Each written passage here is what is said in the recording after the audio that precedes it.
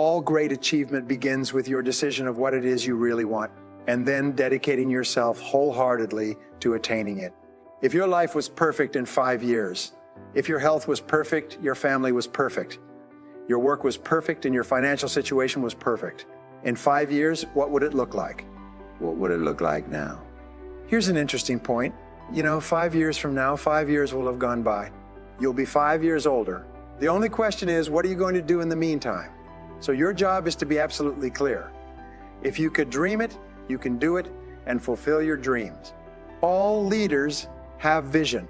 When you see men and women who rise from poverty and obscurity to fame and renewal, you invariably see someone who had a vision of what they could be, have, and do that was far beyond what they were. Look at Elon Musk. He created an electric car that can go from 0 to 60 in less than 5 seconds. Before him, electric cars were like golf carts. He said, I'm going to do this. I don't know how I'm going to do it, but I have a vision and I'm going to get the best engineers in the world. Instead of creating a new product and selling it to a corporation, I'm going to change the world by changing our reliance on oil. And I'm going to make a difference in the world. And I am going to make a lot of money. Why not? And now, Motor Trend magazine never rated a car up close to 100. They rated the Tesla car 103, and it relies on no gas at all. That's a vision of the future. I was reading something by Thoreau last night. It says that you should go confidently in the direction of your dreams. It says that try to live the life that you have imagined for yourself, and you will be astonished at how far and how fast you actually go in life if you always try to live consistent with your dreams about yourself for the future. So dream big dreams. In every study that I've looked at of successful men and women, you find that often they go on for years and years, and then they begin to dream. They actually begin to dream. They actually begin to fantasize. They begin to say, why not me? If he or she could do it, why can't I accomplish it? Your job is to become a dreamer. The most sophisticated and intelligent and knowledgeable and successful men and women in our society dream all the time. They take courses in how to let their minds float free. The starting point of learning how to dream is very simple. It'll blow you away. It's called a dream list. Now, a dream list is a phenomenal little thing. It's a list of your dreams. Remember, the limitations that you have or that you think you have are the greatest obstacles to your success. A dream list is this.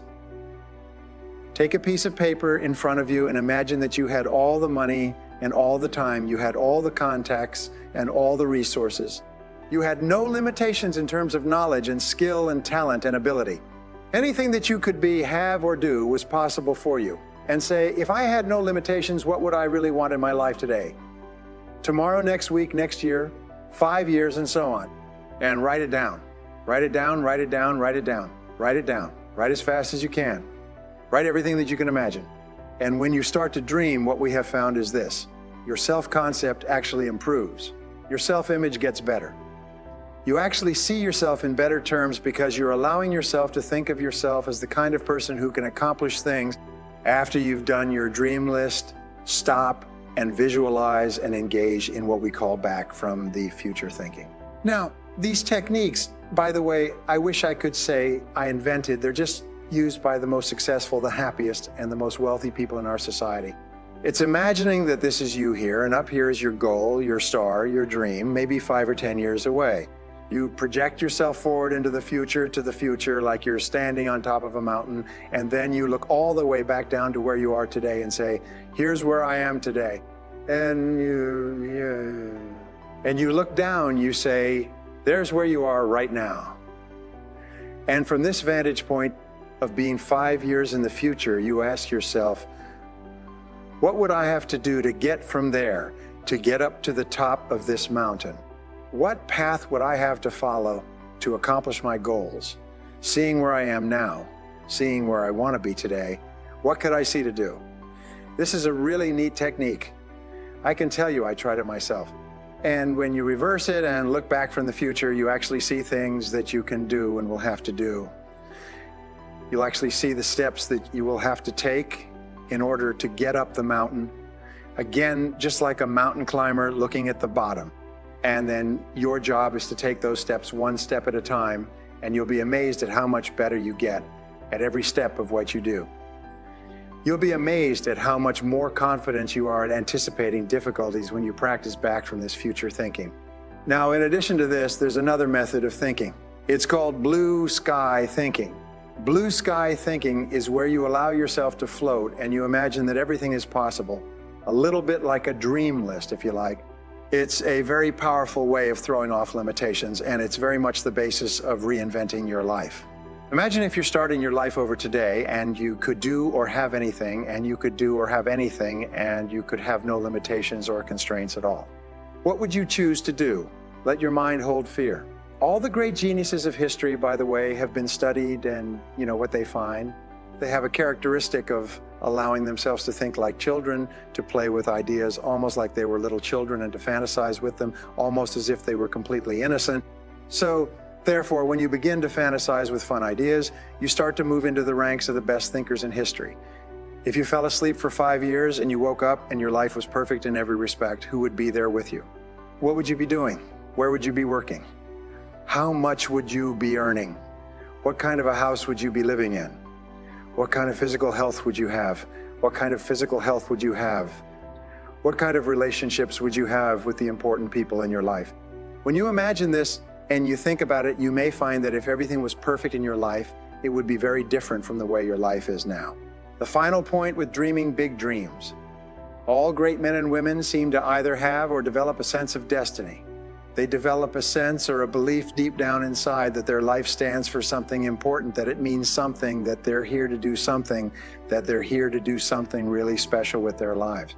There's a Bible phrase that says, without dreams and visions, people perish.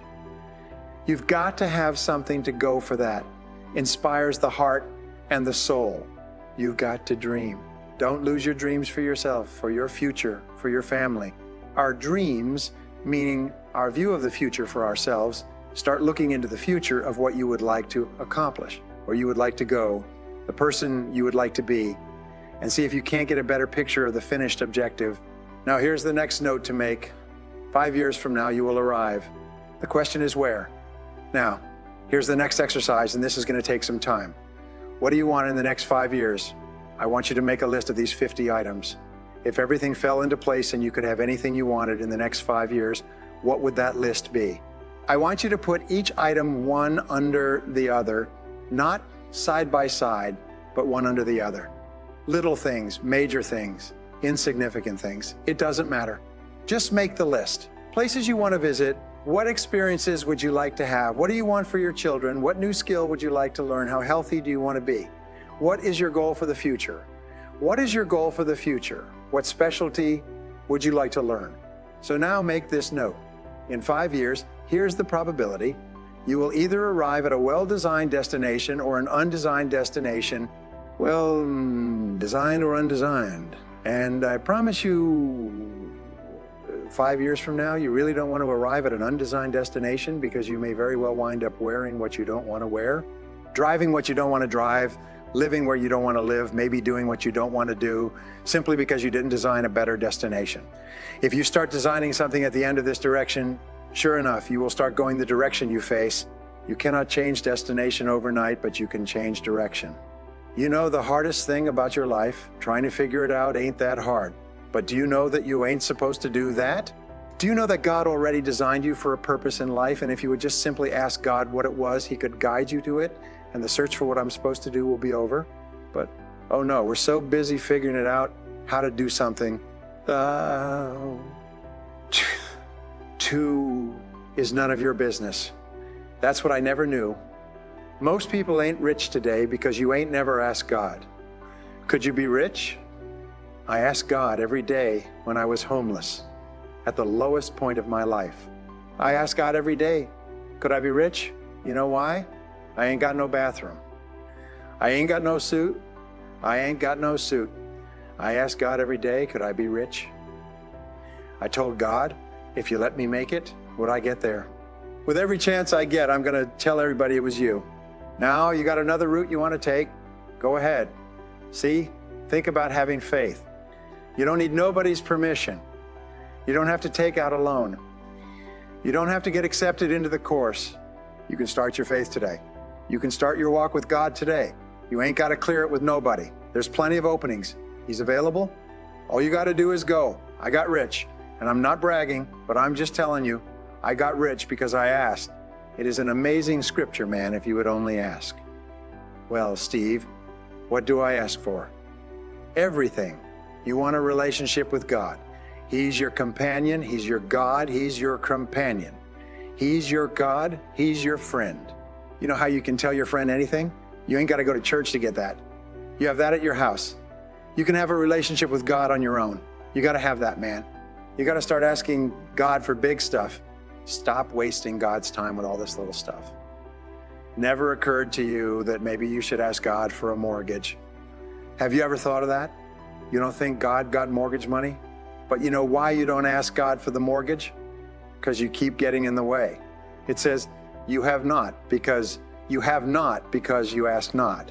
So you rule yourself out of the mortgage simply because you won't ask. Just go ahead and ask God for the house. You think God doesn't know you need a better job. You block your own blessing because you get in the way of the answer.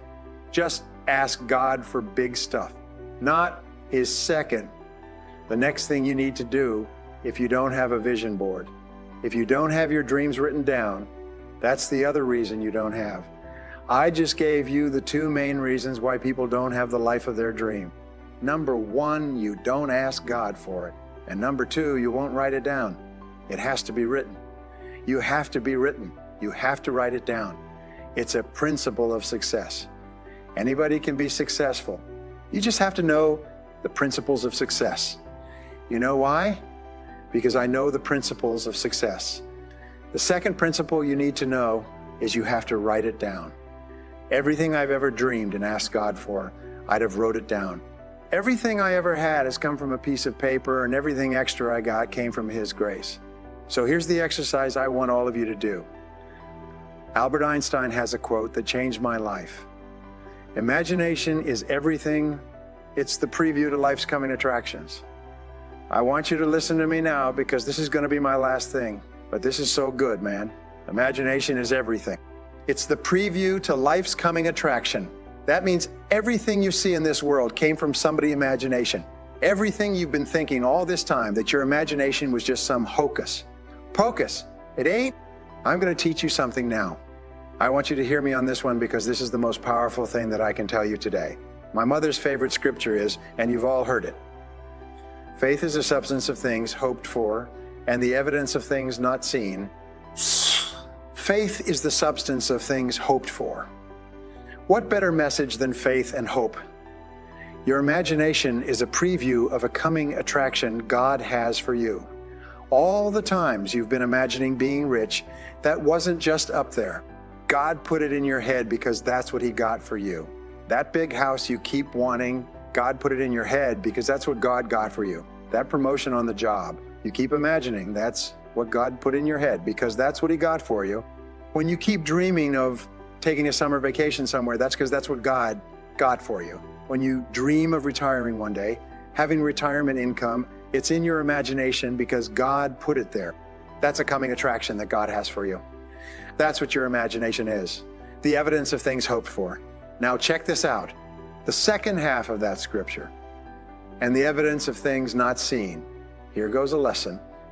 Your imagination is the evidence of things not seen because your imagination. You're the only one can see it. Nobody can see your imagination with you, but God places what He has for you in your imagination. After you become an adult, it shouldn't be hope no more. This ought to start turning into some faith. Faith is the belief in things that you cannot see. You've got to ask God for some. Remember, I told you, write it down. Ask for something from God you don't know how in the world you're going to get it. That's what ought to be on your vision board. You know how many times you didn't write your imagination off? You know the danger about your imagination? You tell it to the wrong people. That's the danger. You want to kill a big dream. Tell it to a small-minded person. You know how many wonderful ideas you've had? Stuff that God gave to you? You went in that to your friends and your family and you shared it with them and they shot it down. They shot it down because they ain't see it. You know why they didn't see it? Because God didn't give it to them. Because God didn't give it to them. He put it in your imagination. That's why people can't see what you're going to be. I know you want to hear about some book you can go buy and read. You already got the book. Every self-help book today is written off the principles that are in the Bible. But if you want a Bible that's based on the Bible, go buy this book called The Magic of Thinking Big. Faith without works is dead. You have not because you ask not. Faith is such things hopeful. Write the vision and make it plain. I gave you 4 right there that changed your life. Somebody always finds something wrong with what you're doing, even if it's okay. Somebody always, man, don't you know, I'm used to that. We're here for motivation. I hope you grasp some of it. I want you to know that I was really honored to be here. I hope I've encouraged you. I hope I've reminded you of some things. I hope I've shared some light. I hope that you all live the life of your dreams because it's possible. God is into making your dreams come true. Business. I told you what he did for me. What he did for me, he would surely do for you. So the key is time is precious. Now let me give you Bill Bailey's description of time. Life is not just the passing of time. Life is not just the passing of time. Life is a collection of experiences, their frequency and their intensity. Life is not just watching the clock tick away. Life is a collection of experiences, their intensity, their frequency, whatever the span of your life turns out to be, here's what you want to fill it up with. Experiences and the intensity of those experiences. But now let's talk about the management of time. When should you start the day? As soon as you have it finished. Plan the day the best you can, leaving plenty of room for improvising and surprises and all the stuff that happens during the course of the day. But if you've planned a good, productive day, now you start that day. You can't believe how much more valuable your time will be. Don't start the day until you have it finished. Now, here's the next one. Don't start the week until you've had it finished. Now, to lay out a week is a pretty good challenge. Next, don't start the month until you have it finished. The places to go, the people to see, the productivity, the sales, the customers, the development, and all the rest of what you want to accomplish during the course of 30 days. Don't start the month till it's finished. And then here's the big one. This is really challenging. Don't start the year until you have it finished to the best of your ability. It can't be finished like minute by minute, but in terms of the sweep of what you want to accomplish, make sure that that's set and ready to go. But the time January 1st rolls around, now jot this down, approaches to the management of time. Here's the first one. Ignore the subject. I mean, that's good advice. Don't let anything overly bug you because you remember, now you don't have to do anything. So if I got to get a handle on my time, the answer is no, you don't. If you want to let it all go, you can let it all go. I mean, this is good advice. Somebody says, you ought. Jot this down. Ignore all the you oughts or you shoulds, only if they're giving general information. We should. It's better to say, if you're teaching, we should, not you should, not you should, we should. Then you let me listen in without it being too confrontational. If everyone did this, see, that would be great. And then you give a person a chance to choose to do it or not to do it. But when you start the you ought now see, if I don't, now see, if I don't, now see, we've got some tension and maybe some problems. So you ought seem to always create problems. When you're talking to your kids, you say, no, if kids would do this. Not always saying, if you did this, life would be better, but if kids did this, life would be better.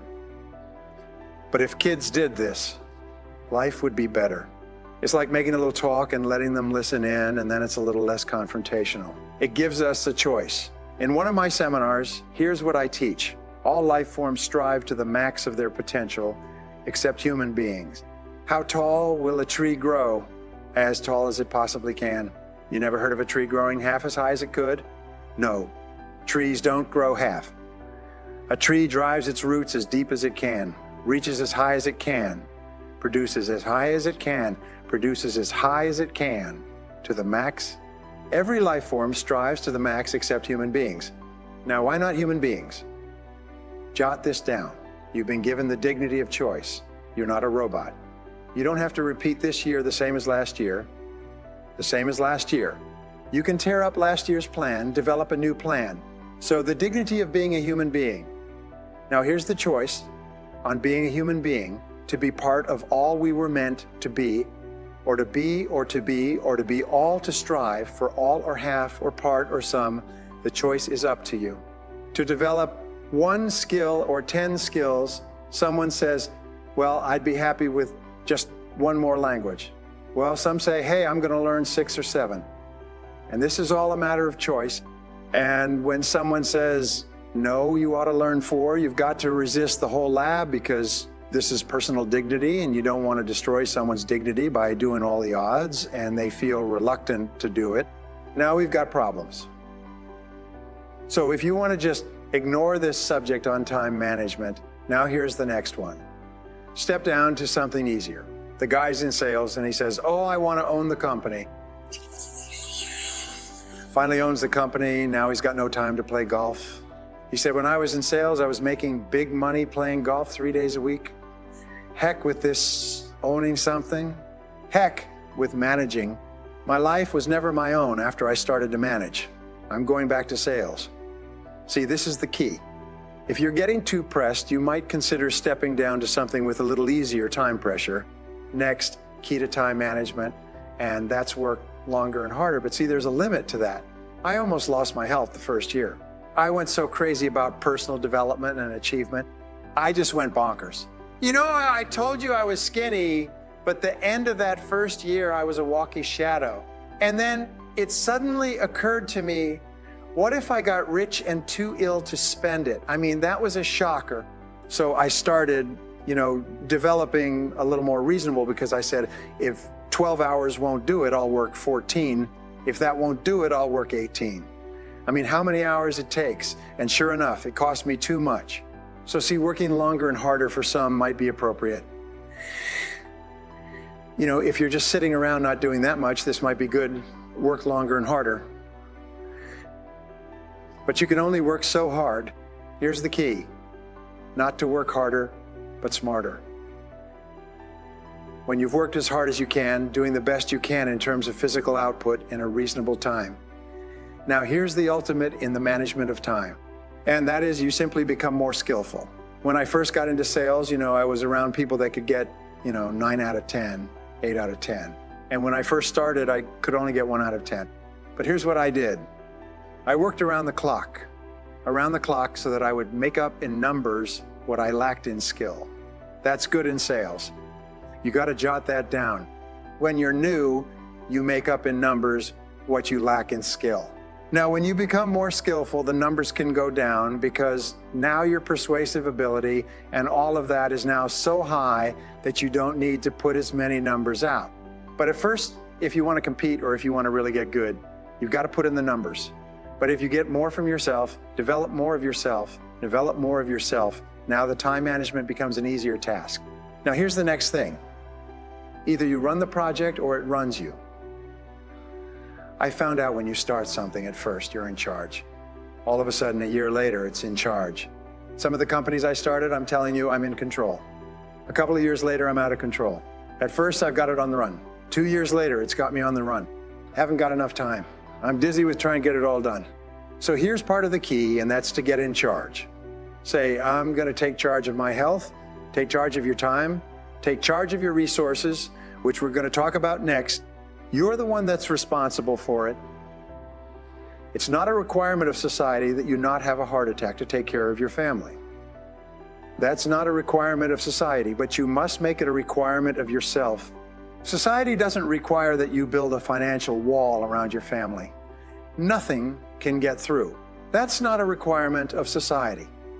It's a requirement you impose on yourself. To build a financial wall around your family, nothing can get through. So impose on yourself the self-development of being in charge, taking charge of your life and your health and your future and your responsibilities and all the rest. Next, reasonable time is enough time to achieve all of your goals. Just jot that down. Reasonable time is enough time. I had to learn that. Reasonable time is enough time. Here's why. It's not the hours you put in, it's what you put in the hours. If you start depositing greater ideas into the hours you've got, later than now, I'm telling you, later you can't believe the productivity that will flow. The idea is you can't think of now. A year from now, they'll start to flow. And when you deposit those ideas in the hours, you've got productivity multiplies by 2, 3, 5. Next time, management essential. We've already covered the first one, a written set of goals, and then do priorities on your goals. What's important this week? What's important this month? Here's the next one. Often review. Just go over your goals to make sure that your list is working for you. It's got you inspired. It's got you inspired. Somebody says, how come you're up so early? Say, how come you're up so early? Say, if you were headed where I'm headed, you'd be up early too. If you were going to meet who I'm going to meet, you'd be up early. If it was going to stack up for you like it's stacking up for me, you'd be getting, here's some more time management essentials. Learn to study what we call majors and minors. You pick up the phone. Here's what you must say when you pick up the phone. Is this a major conversation or a minor conversation? If it's minor, a few pleasantries and you're done. If it's major, maybe you've got to make a few notes. So here's the next one. Important conversations, make an agenda before you make the call. Just jot down a little agenda. It's so easy now to just talk out of your head. Did you ever hear a conversation like this? Let's see, there was something else. See, you don't look that swift. I can't think of it right now. I'll call you back. See, you look a little incompetent. Let's see, there was something. It escapes me right now, really. So we got this. Now make an agenda before you make a call if it's an important call. Now later, that saves you all kinds of stuff. So what's major? What's minor? Now, here's the key on this. Don't major in minor things. Don't major in minor things. If you take a major time to do minor things, I'm telling you, you'll be behind the curve constantly. Here's what we learn in sales training. What's major time and what's minor time. And if you took a look, if you're in sales and you took a look at a week, you'd say, my gosh, I'm spending 90% of my time on the minor stuff and so little time on the major stuff. In the presence of how many hours? In the presence of during my sales week, because the time that really counts is in the presence of makers and minors. Here's another key time management essential. Don't mistake movement for achievement. It's easy to get faked out by being busy. That comes home at night all exhausted, falls in the chair and says, oh, I've been going. Here's the big question. Doing what? It's not the going. Some people are going, and they're doing figure eights. Progress is small. So don't mistake movement for achievement. Now here's a big one. Concentration. I had to learn this all those years ago. I'm in the shower trying to compose a letter, found it turns out to be a strange letter. So here's what I learned to do. Save the work till you get to the office. Save the work till you get to the work. Don't try to get to the work. Don't try to get to the office on the way to work. On the way to work, enjoy the way. In the shower, enjoy the shower, then go to work. When you get to work, I found this to be helpful. Concentration. Here's another big one. Learn to say no. I'm telling you, in such a social society we have now, it's so easy to try to be a nice person saying yes. Yes to everything. Find yourself overloaded. Now you've got to call and make the, well, gosh, all the time it takes to back out of something that you should have said yes to quickly. Here's what might be better. I don't think so, but if that changes, I'll call you. Little things you can use not to over. Commit yourself. My friend Ron Reynolds says, don't let your mouth overload your back. It's a good one. Now, here's a big one, time management. When you work, work. When you play, play. Don't mix the two. Don't work at play. I used to take my family to the beach and I would bring my briefcase. I learned not to do that. Or at the beach, I'm saying, I should be at the office. I should be at the office. Now my family's upset because I'm at the beach and I'm thinking office. Now when I'm at the office, I'm thinking, what? I got to get my family to the beach. So things are not going to do well at the office because I'm thinking beach, and things are not going to do well at the beach because I'm thinking office. Here's what I learned to do. At the beach, be at the beach. At the office, be at the office. When you work, work. When you play, play. Don't mix the two. Don't work at play. Now here's one of the most important ones. Don't play at work. Work is too serious. But I'm telling you, you've got to be serious about work because you're parting with a piece of your life for the work you do. Your work costs you a piece of your life. Here's what it's called: serious business. Not grim, not unhappy, but serious. Here's another key phrase. All work is good. You may not like your job, but if it's the stepping stones to get you to where you want to go, you've got to appreciate your job. You don't have to have a passion for your job. Here's the ultimate passion. The passion for incredible success in every department of my life. That's the passion. But don't look down on some menial job you have to do to finally get you to where you want to go. No job is menial. No job is not noble. Every job is not noble. Every job is noble, training life for pay, making a contribution to society. Next, analyze how you are. And if you have some weaknesses, if you can't seem like you can change, here's the key. Get it covered. I used to keep promising myself I'd keep the books, keep the books, keep the books, keep the books, keep the books. Finally, I gave that up. Back then, it only took me an extra $50-60 a month for some accountant to keep the books. As I know, I'm going to save the $50. You can't believe what I started losing in productivity because I tried to save the $50. So the key is a lot of time. You can stay like you are, but just make sure you get it covered. Next, beware of the telephone and all other systems of communication, especially the telephone at home and systems of communication at home. And here's one of the best lines I've got for you for the weekend. Let all communication systems serve you, but don't let them intrude. Here's the next one. Read all the books. You know, I've only got a few notes here on time management, but if you've got some particular challenges, you run a big organization, a big corporation, you've got some challenges, there are plenty of books. Now, here's what's next. Just be more alert to the things that might be stealing your time. Here's why. Time is like capital. You can't let someone steal your seed corn. You can't let someone steal your capital. And you can't let someone steal your time. You must designate your time. And some of the time that you designate, you must not let anyone steal. Casual time, you might let someone intrude and steal a little bit and take a little bit and take a little bit, but not serious time. Next, one of the great time management savers is to learn to ask questions up front. Sometimes you talk to somebody for an hour and then you ask questions and find out if you would have asked those questions up front. You could have saved yourself an hour. Asking questions up front helps you to get to the problem now. But if you just launch into some discourse, you might waste 30 minutes, waste an hour when here's what you should have been talking about. After you finished an hour, you say, John, what's really the problem? He said, well, it's something personal.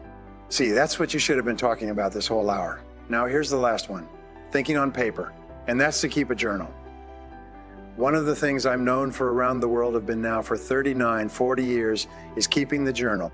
Now, my journal is not necessarily like a diary. It might be part diary, you know. I'm flying over Ireland and I write down a few little things that impressed me. Today, I met this person. What an extraordinary event stayed the same. I conducted this seminar in Rome. 1,000 people stood up and sang for me. I've got a little bit of a diary in there. But here's what primarily your journal is for. Collecting good ideas. A journal is to collect good ideas on your health. Good ideas for your business. Good ideas for your future. Good ideas for your future. Good ideas for time management. Because I used to take notes on pieces of paper and torn off the corners and backs of old envelopes and restaurant placemats, and I threw all this stuff in the drawer. It did not serve me well. I finally learned to get a bound copy and just keep a journal, right? If I was here, I had my journal, I'd be taking notes right these 2 days in my journal. Now, if you're caught without your journal, you just take the notes. When you get back home, put those notes in your journal, throw the paper away, because we don't usually go through paper to review. But see, my journals now make up a significant part of my own library. Here's what's next to leave behind, and that's your library. The books that changed your life, the books that changed your health, the books that changed your health, the books that rescued you from oblivion, the books that you passed on to other people because they were so exciting for you, the books that made you financially independent, the books that developed your leadership, the books that gave you wisdom to ponder when things were tough, the books that got you through the winter, the books that helped you to plant in the spring and the harvest in the fall. What a treasure to leave behind. If you do that, here's what's for sure. Your books will be more valuable than your furniture.